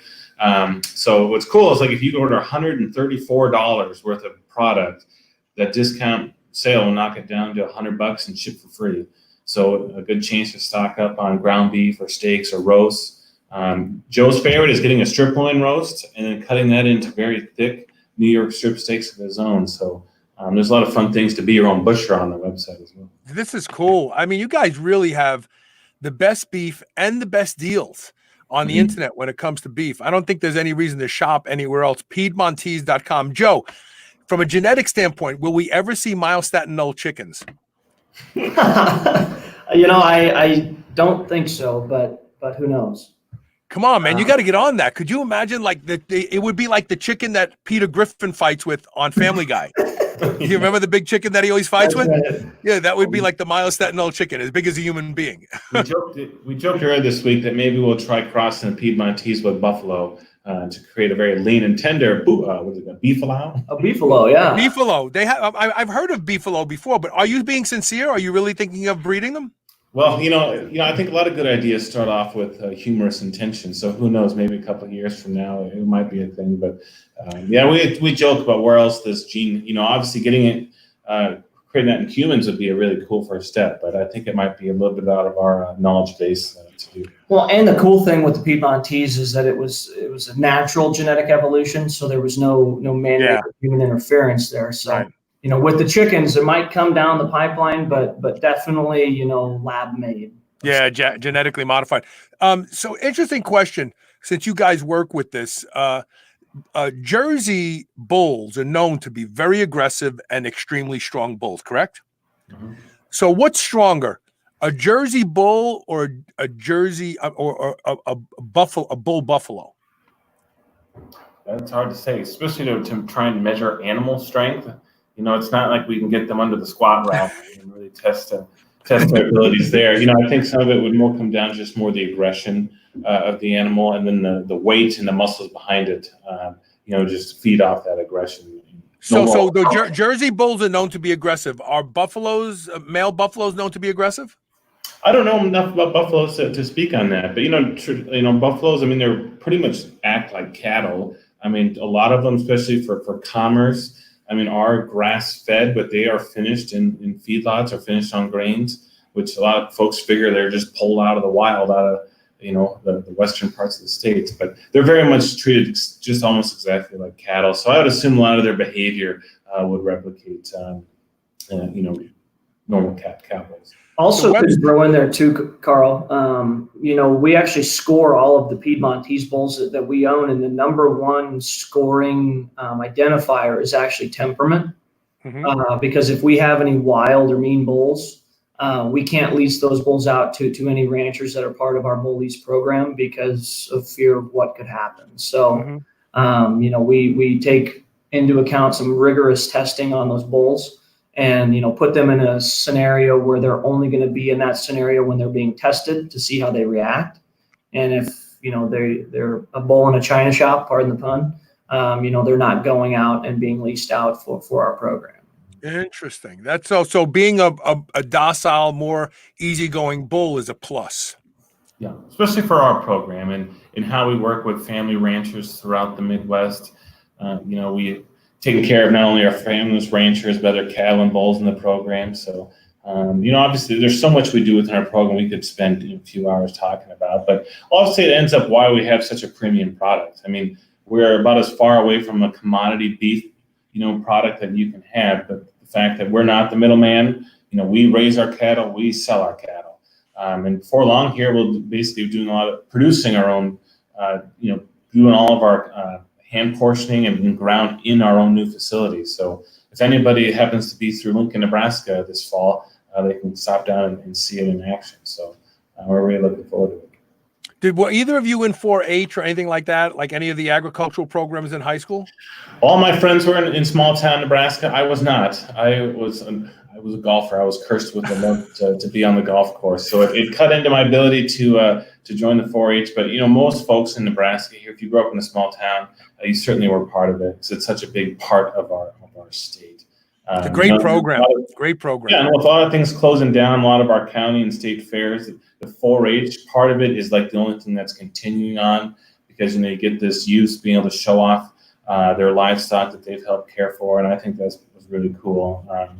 Still being mindful of what's going on out there, I suppose, but the 4-H is what's still going on this summer. So you being a golfer, I'm sure you never thought you'd be a cattle rancher, right? No. And like I said, I'd love to claim that I help ranching. I just more market and eat the beef. But these ranchers, I don't have the facial hair to really be out there doing that thing. Long story short, while his knowledge of the beef cattle industry's gone up, his golf game's gone down. Yeah, I would imagine that has to suffer at some point in time because you're not out on the links very often. Although you may be twisting more links instead of being out on the links. Well, so I've been eating those on the golf course to power up my drives. But yeah, there you go. Coming up on Monday, where Joe and I will be out there at a foundation tournament. So we'll make a little work and pleasure in the same time. So it should be very nice, very nice. Well, I have to commend you guys.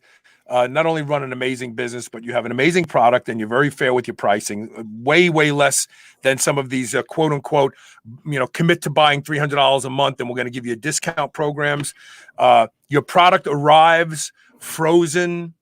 That's a big plus, because we had some people in the past that marketed on the show, and all I got was emails about how it sat on the door, it was all thought out, and nobody. Look, sure, they replaced the product, but who wants to be bothered with it? Like, we're all so busy. We just want stuff to show up when it's supposed to show up. We want it to show up the way it's supposed to show up. You guys do that. So hands down, you guys are the best. Piedmontese.com. If you use the code SHR, you get 2 free 10-ounce New York strips with an order of $50 or more. Plus, this weekend, so today is June 21st, so if you're listening to the show a month later, it's over. But this weekend, everything on the website is 25% off. Get the freezer filler, man, if that's the case. That's got to be it. How much is the freezer filler normally? Well, so that is already discounted, I think 23%. So that one will just stay at discounted rate. Oh, okay. It's usually about $1,700. So. Yeah. But you get quite a bit of steaks and a whole heap of ground beef. So that will keep you satisfied, Carl, for a few months for sure. I know I said this before, but you're a marketing guy, so you might appreciate this. But you guys ought to cut a deal with Home Depot where you give a coupon for like 50% off a reach-in freezer or something like that, so that people can buy the freezer filler and then go down and pick up the freezer. That'd be a pretty cool program. It would. I just wonder how a few weeks ago, during the height of the pandemic buying, we actually had a lot of people ask if we sold them freezers because they couldn't get them anywhere. And they saw a freezer filler, so does that come with a freezer? Yeah. Does it come with a freezer? Yeah, absolutely. No, it's just the filling. You got to get your own freezer. Piedmontese.com, code SHR, 2 free 10-ounce New York strips. These guys are great. They deserve your business.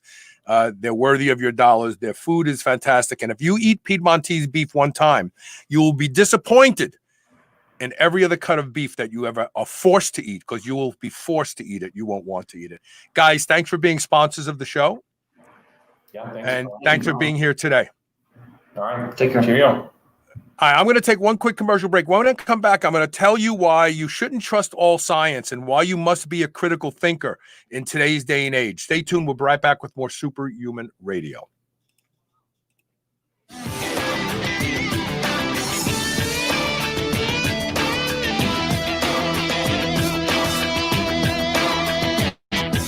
I love beef. And if you love beef, listen up. I've discovered the best tasting beef in the world, and that's not an exaggeration, at Piedmontese.com. The Piedmontese breed is famous from Italy for being lean and unbelievably tender, with half the fat and calories of traditional beef. Even typically tough cuts are tender when it comes from the Piedmontese cows. And for the first time ever, Piedmontese cows are being raised here in the USA. Get 2 free 10-ounce New York strips when you purchase $50 or more at Piedmontese.com with code SHR. Go to Piedmontese.com and use code SHR today. You will never eat any other type of beef ever again. Quest Nutrition makes bars, cookies, chips, and pizzas out of complete dairy-based proteins. Our products minimize net carbs and sugar without sacrificing taste. Each delicious chocolate-flavored chip, cookie chunk, and crunchy crumble is custom-made to maintain Quest macros. It's time to enjoy foods that work for you, not against you. It's time to enjoy your Quest. Do you remember those delicious toaster pastries you had when you were a kid? You know, the rectangular sugar-filled snacks? Well, guess what? Legendary Foods has just made low-carb toaster pastry. This is the first of its kind, and honestly, these things are amazing. They have 3 to 4 net carb, less than 1 gram of sugar, and 9 grams of protein. You can eat them right out of the wrapper or lightly toast them. The only question is which flavor, strawberry or brown sugar cinnamon. They're available at eatlegendary.com and Amazon. Planet Earth CBD offers a fast-acting transdermal patch that targets your aches and pains for the relief you need. Not only is the patch uniquely patented, but it is widely believed to provide larger quantities of available cannabinoids to the source of pain than other brands' subpar products. Effective for 24 to 48 hours. Experience the benefits of Planet Earth's high-quality transdermal patch. Manufactured by Next Generation Technology in an FDA-registered facility. This pressure-sensitive adhesive delivers rich hemp extract directly through the skin. Be it a neck ache or a headache, you can count on CBD to take off the edge. Go to planetearthcbd.com today to learn more. Select Savory Snacks Original Biltong is the healthier alternative to sugar-laden beef jerky. Their sugar-free biltong is seasoned and then air-dried for up to 2 weeks, providing you with one of the most tender and flavorful meat snacks that you've ever had. They also use a fattier cut of beef, which adds to the tenderness and gives their biltong even better flavor. Select Savory Snacks Original Biltong is the perfect snack or travel companion for your busy life. Get a free bottle of Ranch-tastic seasoning with every order. Free shipping on orders of $99 or more. Get yours today at selectsavory.snacks.com/SHR. Over 11 million people in the U.S. have some form of retinal damage, also known as macular degeneration. This is expected to double to nearly 22 million by 2050. Artificial blue light, age, type 2 diabetes are all contributors. Doctors say there's no cure. ARMED is changing that opinion. In one clinical trial, 93% of patients had arrested or improved their condition. 54% reported lessening of glare, reduced dryness, and improved clarity and comfort. And 0% felt worse during treatment and no side effects. Take control of your macular degeneration or keep it from ever occurring. Go to wisechoicemedicine.com and get ARMED today. You're listening to the Superhuman Channel. We're ripped and we're ready.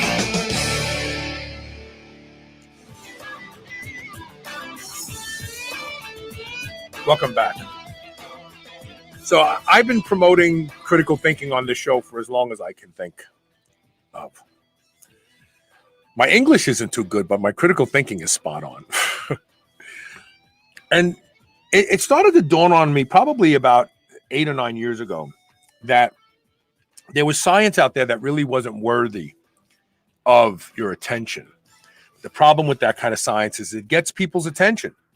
And people read it, they listen to it, they think, well, this is something I need to pay attention to. A study was published recently, actually came out of Embargo today, looking at the biggest risk factors identified to try and prevent Alzheimer's disease. I was interested. I was like, okay, great. They actually said that they found the 10 top risk factors to prevent Alzheimer's disease. And they claim to have discovered them. There was 19 altogether, but 10 of them were like the most important. The other 9 weren't really that important. And I'm going to go through this very quickly. So before I talk about this, I have to talk about a guy who's been on my show twice, and that is Dr. Dale Bredesen. Dr. Dale Bredesen is brilliant, but one of the reasons he's brilliant is that he's not stuck in dogma. Dr. Dale Bredesen looked at Alzheimer's disease and he looked at lifestyle contributors, and he discovered when he wrote his book, The End of Alzheimer's, which actually was preceded by a small study of 25 people at UCLA. He took 25 people at UCLA and he did a bunch of things to them, which included got them to sleep at a regular time every night, made sure that they did not eat 3 hours before they went to sleep because they want to trigger autophagy.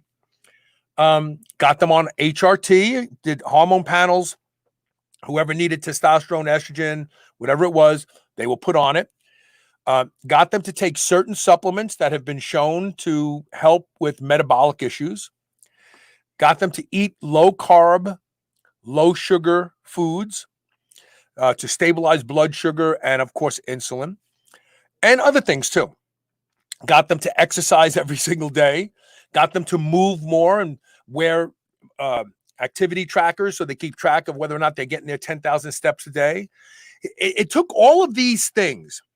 And of the 22 people in the original study, 2 fell out. They just couldn't adhere to it all. And, let's be honest. Changing lifestyle is a lot harder than just taking a pill. And that's why people just want to take a pill. one of the guys that was in the original study, he owned a very, very large, thriving insurance company. And he had to give up running his company. He had like a dozen offices, and because his Alzheimer's was getting in the way. And what happened was, during the trial that led to the book, the trial led to a larger study of 200 people that was multicentric to show that other doctors could also do this, which then led to the book, The End of Alzheimer's, which few people know about because you don't hear about it in the mainstream media. This guy, actually, after the initial trial, he went back to work running his company. He actually opened up 2 new offices. His life was given back to him. This is phenomenal. This is amazing. And so when you look at this, you understand that it's multifactorial, but a lot of the stuff that reversed Alzheimer's is the stuff that caused it in the first place, are the things we talk about on this show every day: protecting sleep, ancestral diets, avoiding sugar, exercising every single day, being active, certain supplements that have benefits on a metabolic basis, iron overload. One of the things that Dr. Bredesen talked about on my show was the 3 different types of Alzheimer's: the wet, dry, and I'm trying to think what the other one was. It'll come to me, but it basically is not asymptomatic, but idiopathic. There are people who have genetic predispositions to certain things. They have to watch what they eat. But what he also talked about was iron. Iron causes inflammation. It gets trapped in the brain, and it causes the changes in the brain that lead to Alzheimer's disease. All the things we talk about on this show, all the things we talk about that affect anti-aging, are the things that correct Alzheimer's. And obviously, if you adhere to these things before you get Alzheimer's, you'll probably never get it. But I digress. So this group in the UK, they looked at about, they did a study, here, let me get it, to find the 10 most important risk factors. And what they found was cognitive activity, like staying engaged, learning new things. And this is important, by the way. High body mass index, of course, right? Being obese because you're insulin resistant, your blood sugar is crazy, blah, blah, blah. Depression. Depression is a side effect. Doesn't cause Alzheimer's disease. It's one of the byproducts of the lifestyle that causes Alzheimer's disease. So they really missed it on that one. Diabetes, absolutely. High blood pressure, absolutely.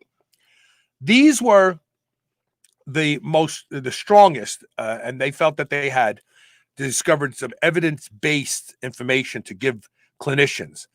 The problem with this whole study is they didn't really, they talked about these are the 10 things that appear to lead to Alzheimer's disease. But all of these things, they didn't talk about lifestyle changes that have to occur. They talk about drugs that could be administered to identify each of these little things individually. This is the problem with modern medicine today. Everything needs a drug. Everything needs a drug. You can't fix anything without drugs. Nearly 2/3 of the suggestions that they came up with involved targeting vascular risk factors like high blood pressure, cholesterol levels. So, of course, statin drugs. But statin drugs, in independent studies on their own, are tied to the onset of dementia. See? So there's a term used in computer science for those of us who were programmers back in the day of sorts, and it's called GIGO, garbage in, garbage out. This was a review of, I think it was 350 different papers that fit their narrative that they looked at. And here, 395 studies, 243 were observational prospective studies, and 152 were randomized control. Observational prospective studies are usually put together on large populations who are then asked questions. Do you exercise every day? Yes, I do. Yes, I do. Do you eat fatty foods? No, I don't. No, I don't. Do you eat a lot of sugar? No, I don't. When you look at these studies, People, we know this about people. People always underreport what they believe to be bad behavior and overreport what they believe to be good behavior. So these observational perspective studies where they had surveys that people were given, do you exercise every day? Yes, I do. Well, of course, if garbage goes in, garbage is going to come out. If people lie, then the lies are going to influence the results. So the top things that they found, I just listed, diabetes, depression, here they are. So receive as much education as possible in your early life. Use your brain a lot in your early life. I mean, those of us in this show, we use our brain every single day. We're always learning something new, right? Because we're in pursuit of the knowledge that's going to help us live longer and stronger lives and avoid diseases and overcome diseases. Participating in mentally stimulating activities such as reading. You know what? CrossFit is mentally stimulating. You try to keep your balance while you're throwing a weight around. That's mentally stimulating. Avoid diabetes. How do you avoid diabetes? Well, one of the ways you avoid diabetes is cut back on your sugar and carbohydrate intake and be more active. Now you're going to be able to have stable blood sugar. Avoid stress. Avoid depression. Yeah, that's a loaded statement. Avoid depression means take antidepressants. Because what if your life sucks and you're depressed? Well, you got to take an antidepressant to fix that. Avoid head trauma. I guess people look to hit their head. And control your high blood pressure. Now, the things that was not as strongly correlated with the onset of dementia or Alzheimer's disease, and as a result, didn't get in the top 10, you ready for this one? Included regular physical exercise. And why do you think that is? Because every person who had Alzheimer's disease that was questioned said, oh, I exercise every day. And they were like, wow, everybody in this group exercises and they still get dementia. So exercise really isn't that important for staving off dementia. See what I mean about GIGO? Getting sufficient good quality sleep was not a big factor. It was less than focusing on your cholesterol and your blood pressure and your depression and all that sort of stuff. Well, hell, if you're not sleeping well, you're depressed. We know that on this show. No one has to tell us that. Maintaining a healthy body weight and good heart health. Well, that takes extra friggin' size. You can't do that sitting on the sofa just eating a vegan diet. I'm sorry. Avoid smoking, of course. That was not a high correlate. I can't believe that. They must have had people who they said, you've got Alzheimer's disease. Do you smoke? No. Did you ever smoke? No. Meanwhile, they smoke. And including vitamin C in the diet. Like, that just came out of nowhere. I'm like, really? Really? 2 interventions were not recommended. Are you ready for this one? Estrogen replacement therapy for women and the use of acetylcholinesterase inhibitors. I'm not sure. I think I'm trying to think what drugs are acetylcholinesterase inhibitors. I know what they are. They're some of them are for bronchial problems and nasal problems. But these are the ones that block acetylcholine. Sarin gas that they kill people with is an acetylcholinesterase inhibitor because it causes acetylcholine to turn on so strong that your body just becomes paralyzed. You can't breathe and anything. So I want to forget about that one because I'm going to leave that alone. But estrogen replacement therapy for women has been shown in studies that have been done where they have given women estrogen to help them avoid the onset of dementia. It's shown to help protect their heart. And when it's not an equine estrogen that has been methylated, it also doesn't increase the thrombotic index of their blood. It doesn't cause hepatic stress to the liver, and it doesn't lead to cancers. Estrogen doesn't cause cancer. If it did, every pubertal girl would develop cancer when their estrogen levels are raging.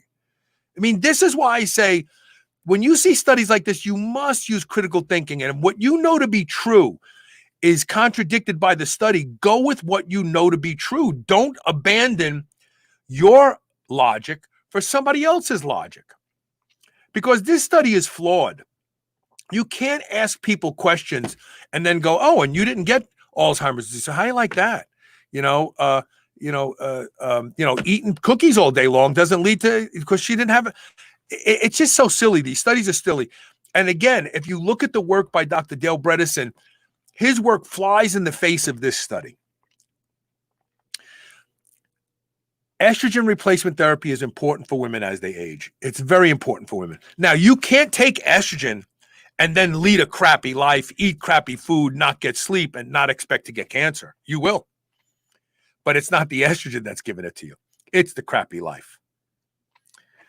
So you're probably going to see this study out there in the mainstream media. The things to do to avoid getting dementia will all lead back to pharmaceutical drugs, cholesterol medications, antidepressants, blood pressure medication, when really all you need to do is cut back on your dietary sugars and starchy carbohydrates and acellular carbohydrates, fix your sleep, be active every single day, train rigorously every single day, get on a good HRT regimen promoted by a smart doctor. And this is how you will do it, because that is what Dale Bredesen did to reverse Alzheimer's disease in the people that he worked with. So when you see this, you're going to start seeing this. This is coming out today. It'll probably be on the news tonight. Or friends of yours are going to say, oh, you shouldn't be on estrogen. They said it doesn't protect you. Just giggle. Because I've come to the conclusion that I'm not going to fight with anybody anymore. I'm not going to try to teach anyone who doesn't want to learn. And the truth of the matter is, let them go their way and you go yours. And my prediction is 10 to 15 years from now, when you see them again, they're going to be so sick and you're going to be so healthy. And in your mind, you can use that old Dr. Phil adage. How's that working for you? Doesn't look like it worked very well. Have courage to stick to what you know works. Don't be persuaded or dissuaded by GIGO studies. Garbage in, garbage out. We'll see you tomorrow with more Superhuman Radio. Thank you for being here today. Please share the show. I ask you every day to share the show. Have you? Maybe you have. And if you have, thank you. But if you haven't, help the show and help somebody else gain the knowledge that you have by sharing the show. Okay, see you tomorrow. Thanks a lot.